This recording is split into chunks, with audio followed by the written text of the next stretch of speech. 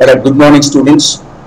We have been discussing chapter 2 acids, bases and salts, and we have discussed what acids are, how acids are found in nature, bases are also found in nature, certain physical properties of acids, okay, how to handle acids, what acids do, the effect of acids, okay, and the effect of bases. For example, bases are soapy to touch, okay, they taste bitter.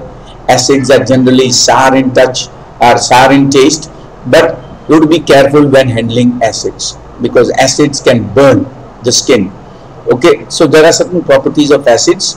Acids, as I said, they are found in nature. Certain fruits contain acid. They are called citrus fruits. Citrus fruits contain citric acid.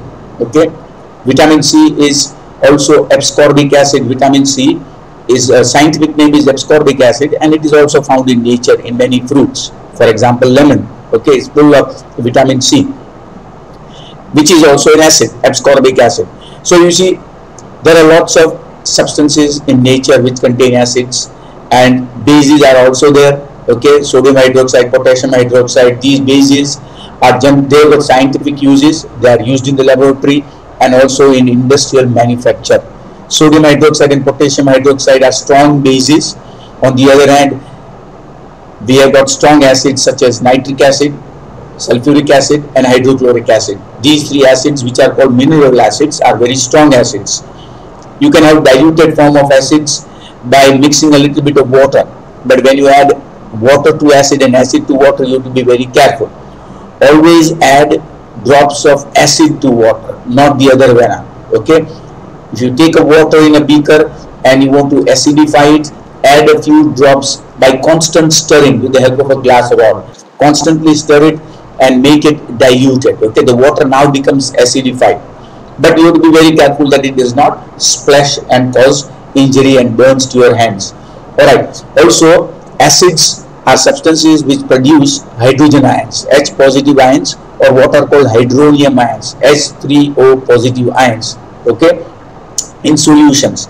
Alright, we'll be coming to that later on, so don't worry about that, we are just coming to that. Okay, now let us go ahead and do the next topic, and that is what happens when acids, what happens to an acid or a base in water. Okay, so see that now there is this diagram out there, activity 2.9, preparation of HCl gas, hydrochloric acid, but in the form of gas, not in the aqueous solution. HCl gas and HCl liquid are two different things. Here we are talking about HCl gas, okay, anhydrous gas, which actually you can dissolve it in water to get hydrochloric acid. Okay, but look here what's given in this diagram out here. We got a glass container. It's like a hard glass test tube or even a bigger jar, glass jar. Okay, and you can see some sodium chloride is taken into it, NaCl. Bit of, and sodium chloride is nothing but basically common salt. Okay, there is a test tube, a pair of tongs. Tongs are generally made of iron to so that you can sort of catch it without getting injured. If it gets heated, the test tube can become quite hot, and that's why it will burn your hand. So you use a pair of tongs. Okay, there is a glass dropper, just like an ink dropper containing concentrated sulfuric acid. Okay, now sodium chloride solution is there, and dropping a few drops of concentrated sulfuric acid. Okay, the whole glass tube will become a bit warm, it will become quite hot, so that's why you need a pair of tongs. And in the other one, okay, you can see what is there, test tube, a pair of tongs and a guard tube containing calcium chloride. This calcium chloride is anhydrous, in other words it can absorb moisture. Okay, भेज हवा में से भेज को absorb कर लेगा. So you see any excess amount of moisture will be absorbed by it, and and hydrochloric HCl gas will become anhydrous. In other words, it will be without the moisture. Alright, now let's just read activity 2.9. Take about 1 gram of solid sodium chloride, which is nothing but common salt, in a clean and dry test tube and set up the apparatus as it is shown in figure 2.4.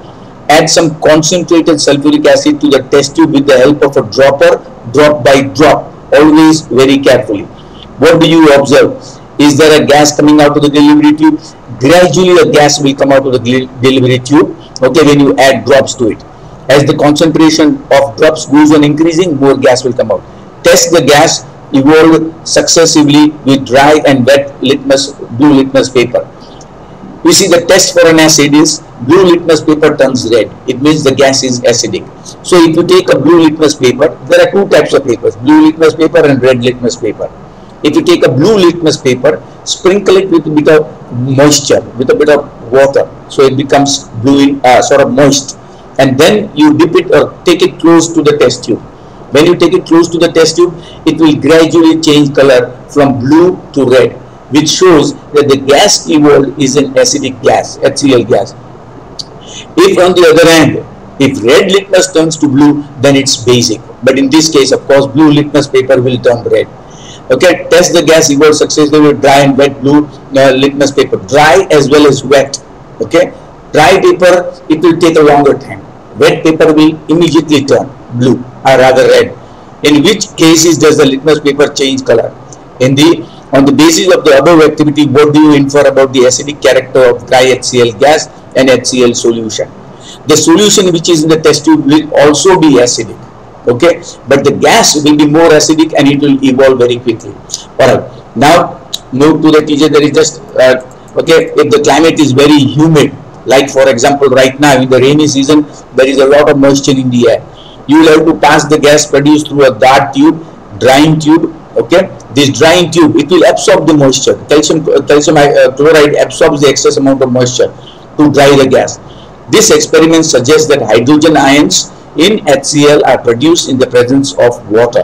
The separation of H positive ions or hydrogen ions from HCl molecule cannot occur in the absence of water. In other words, you require water. Okay, as soon as water is added to it, hydrogen ions are liberated. These hydrogen ions give it the acidic character. So you can see that equation out there. HCl plus water. When HCl is added to water, as soon as you add HCl gas to water, then you get H3O positive ions. These H3O positive ions are called hydronium ions, HYDRONIUM, plus chloride ions. Alright, here you can see I have just made a few notes out here. Okay, the blue litmus paper will turn red, indication the presence of an acid. Indicating, it should be indicating the presence of an acid. Indicating the presence of an acid. Okay, the blue litmus paper turns red. And the other note I have written, the guard tube, which is shown out here, the guard tube helps to dry the gas by absorbing some of the moisture. Okay, it will absorb some of the moisture and HCl gas evolved will be dry. Okay, so just for your information, okay, the two you must note it down in the margin. Okay, then there is one more note I have made out here. The H3O positive ions, you can see that at the bottom. The H3O positive ions are called hydronium ions, okay, and are responsible for the acidic character of an aqueous solution. Whenever hydronium ions are present, it shows acidic character. More hydronium ions means more acidic character. Less hydronium ions means less acidic character. In pure water, which is neutral, which is neither acid nor base, okay, in pure water there are no hydronium ions and there are no hydroxyl ions, OH negative ions also. That is why pure water is neutral. Okay, now H positive ions, that is protons or hydrogen ions, they cannot survive or exist on their own. That is why you see they combine with water molecule to form H3O positive ions, which are called hydronium ions. Alright, now let us just go ahead. So this equation, it's important that you memorize it. Hydrogen ions cannot exist alone, just as I was saying right now. Hydrogen ions, H positive ions, cannot exist on their own. Okay, but they exist after combining with water molecules to produce a new ion, which are called hydronium ions, H3O positive ions. You can see the equation there again here. Okay, this equation, H positive ions, that is hydrogen ions, which cannot exist on their own, they combine with water molecules to give hydronium ions, which give acidic character to the solution. More the concentration of H3O positive ions, more the concentrated acid. For example, concentrated sulfuric acid, concentrated hydrochloric acid, or concentrated nitric acid, they will contain large amounts of H3O positive ions. Why? Because they are strong acids. A weak acid like acetic acid, CH3COOH, acetic acid. Acetic acid is a weak acid. Okay, and acetic acid will also produce hydronium ions, but very small quantities of hydronium ions because it is a weak acid. So the concentration of H3O positive ions will indicate the strength of the acid. More the concentration of hydronium ions, the stronger the acid. Less the concentration of hydronium ions, it is a weak acid. Okay. Now let us see what happens. Okay. Just to continue, we have seen that acids give H3O positive ions or H positive ions in water when they are dissolved in water. Let us see what happens when a base is dissolved in water. Something similar should happen, but in this case OH negative ions are involved. You see these OH negative ions. Okay, these OH negative ions here, these OH negative ions are called hydroxyl ions. I am just adding a note out here.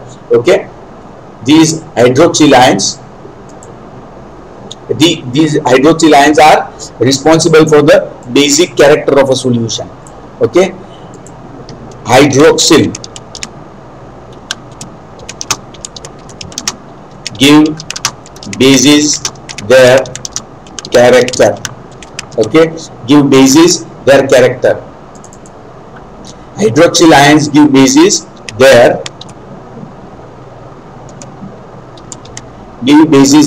character. Okay, hydroxyl ions. Now what are these hydroxyl ions? OH negative ions. They are called hydroxyl ions, OH negative ions. All bases produce hydroxyl ions when they are dissolved or mixed with water. Sodium hydroxide, which is a strong base, okay, when you put water into it, or rather put sodium hydroxide in water, okay, add them, mix them up, then sodium ions will be produced and hydroxyl ions. The concentration of OH negative ions or hydroxyl ions indicates the strength of the base. Just like H3O positive ions, the concentration of H3O positive ions indicates the strength of an acid. The concentration of OH negative ions indicates the strength of a base. If it is a weak base, sodium hydroxide and potassium hydroxide are strong bases. They will produce more OH negative ions. But a weak base, okay, for example, calcium hydroxide is not such a strong base compared to sodium hydroxide and potassium hydroxide. Comparatively, it will produce less OH negative ions. So depending upon the strength of bases, okay, copper hydroxide, for example, copper hydroxide is not a strong base, it's a weak base. It will produce OH negative ions, but less amounts of OH negative ions. Alright, let's go ahead with this now. Okay, now you can see here two more equations are shown here. Again, potassium hydroxide in the solid form when it is dissolved in water, okay, in an aqueous solution. That is called an aqueous solution. What is an aqueous solution? An aqueous solution is a solution when a substance is dissolved in water. Okay, so when potassium hydroxide granules or lumps or powder of potassium hydroxide in the solid state is dissolved in water, you get an aqueous solution of potassium hydroxide, and it is a strong base. Potassium hydroxide is a strong base, so it will give OH negative ions in aqueous solution. How much concentration of OH negative ions? That will be large because potassium hydroxide is a strong base. Similarly, magnesium hydroxide, if you dissolve magnesium hydroxide in water, you get magnesium hydroxide ions, magnesium ions and oxide hydroxyl ions. But the concentration of OH negative ions, here remember the two, here in this case 2 OH negative, that is only indicative of the number of molecules. Remember here it does not indicate the concentration of ions. In magnesium hydroxide is a weak base compared to sodium hydroxide or potassium hydroxide. So it will form ions, OH negative ions, but the concentration of OH negative ions will be less compared to potassium hydroxide. Bases generate hydroxide or hydroxyl. They are also called hydroxide ions. They are also called hydroxyl ions. Okay, in water. Bases which are soluble in water are called alkalis. So I have written a couple of questions here. See this one. Okay, bases produce hydroxyl ions in aqueous solutions. Bases. Acids produce hydrogen or hydronium ions in aqueous solution. Bases produce hydroxyl ions in aqueous solutions. Okay, then the OH negative ions are called hydroxide ions or hydroxyl ions. They are responsible for the basic character of bases or alkalis. Okay, and another short note out here, an alkali is a base. Basically it's the same thing, an alkali is the base, but that dissolves in water. If an alkali does not dissolve in water, if a base does not dissolve in water, it's not an alkali. An alkali is nothing but a base which dissolves in water. Alright, now just a little bit of information here. All bases do not dissolve in water, just as I was saying. Some dissolve and they are called alkalis. An alkali is a base that dissolves in water. They are soapy to touch, slippery, soapy and slippery. They are bitter to taste and they are corrosive. If you put a little bit of alkali on a metal, after a couple of days, it will start rusting or corroding. Never taste or touch any substance as it may cause harm. You should never put anything. Children, small babies have a habit of putting everything in their mouth, but because they are babies, okay. When we are grown up, we should not put anything in our mouth because it could be dangerous. Okay. Sometimes you see certain poisonous substances look harmless. Why they look harmless? Because they look like clear water. They look like crystal clear water, and you might think it's water. If you take a bottle of HCl, okay, hydrochloric acid, you will see, or nitric acid, you will see it's quite clear, okay, especially if it is not concentrated. It will be quite clear, just like a bottle of water, but it's dangerous. You can't drink that, okay. It will cause severe burns all over your body, including your stomach and everything, and it can even lead to death also. So never drink or touch anything unless you are absolutely sure. All right, without asking, never do it. Now, as we have identified that all acids generate H positive aqueous and bases generate OH negative aqueous solutions, okay, in aqueous solutions, that is, hydrogen ions are generated by acids, OH negative hydroxyl ions are generated by bases. We can view the neutralization reaction as follows. What is a neutralization reaction? A reaction in which an acid combines with a base. When an acid reacts with a base to form salt and water, that reaction is called a neutralization reaction, because an acid neutralizes the base and the base neutralizes the acid. That's why it's called a neutralization reaction. Alright, in general form, again, as I said, learn the general equation. Okay, always learn general equation. Here again, I'm just writing a short note here. Learn the general equation. Okay, learn the general equation or reaction.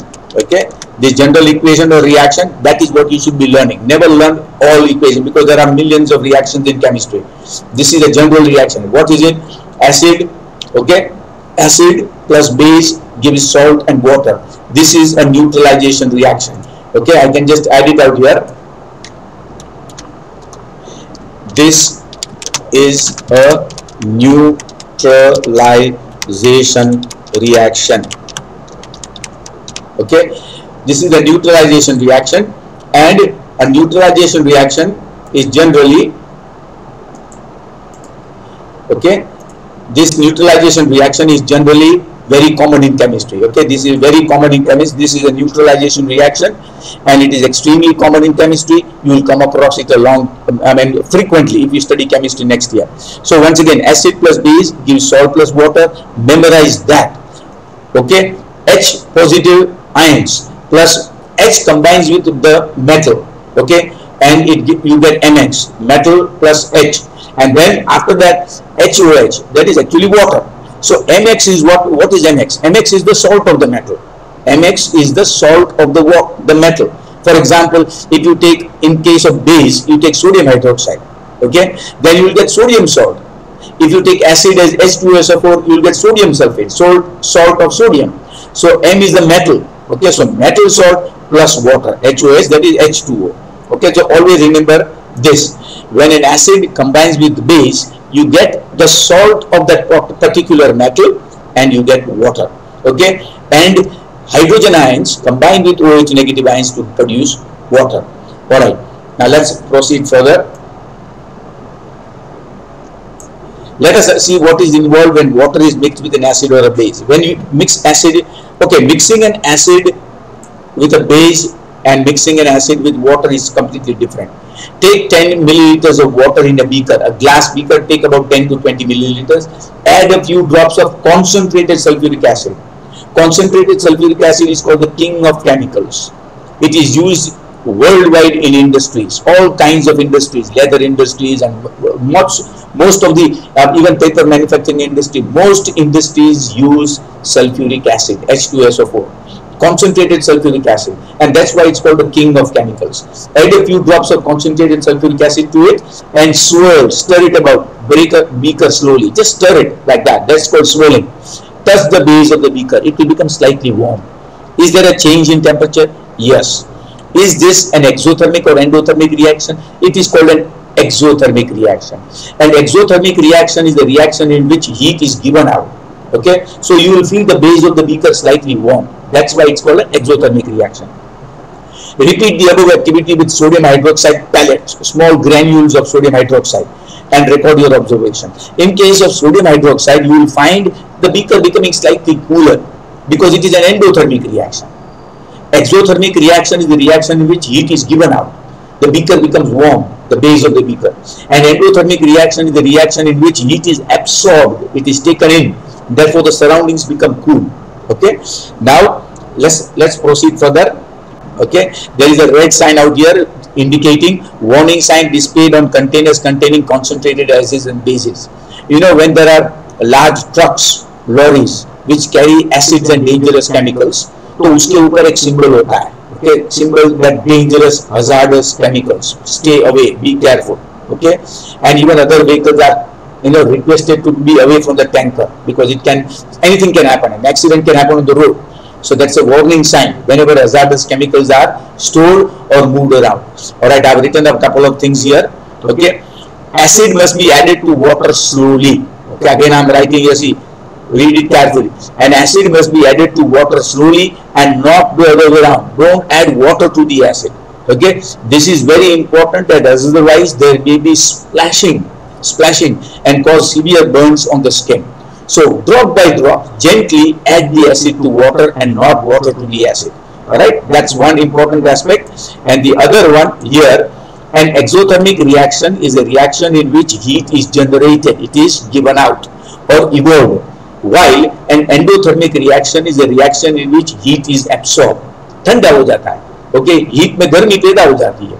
Okay, right. Now let's go ahead. The process of dissolving an acid or a base in water is highly exothermic one. The process of dissolving, adding acid to water, acid or a base to water is highly exothermic. Care must be taken while mixing concentrated nitric acid or sulfuric acid with water. These acids can be dangerous. Okay, the acid must always be added slowly to water with constant stirring with a glass rod. If water is added to concentrated acid, the heat generated may cause mixture to splash out and cause harm. Sometimes droplets of acid may actually fall on your hands.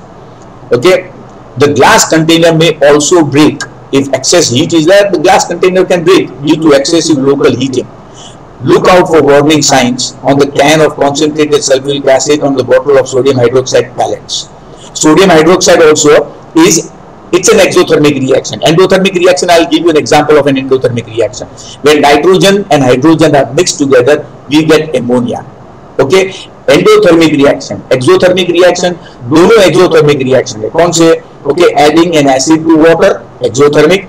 Adding sodium hydroxide pellets. Okay, if you take sodium hydroxide pellets and take some water and add sodium hydroxide pellets, that will also give out heat.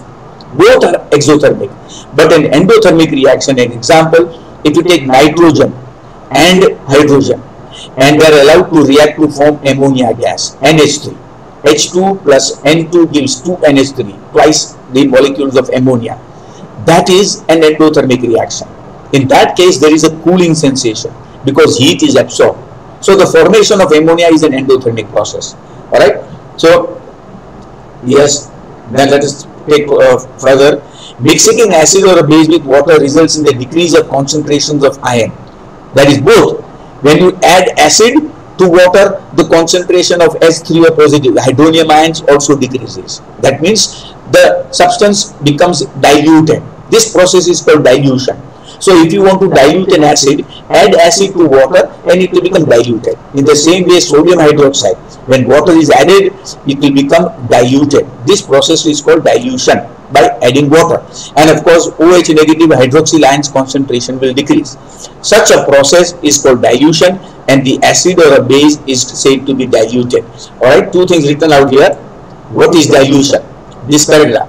Mixing an acid or a base with water results in the decrease in the concentration of hydronium ions and also the decrease in concentration of hydroxyl ions per unit volume, per liter, per half a liter, and so on. Such a process is called dilution, and the acid or base is said to be diluted.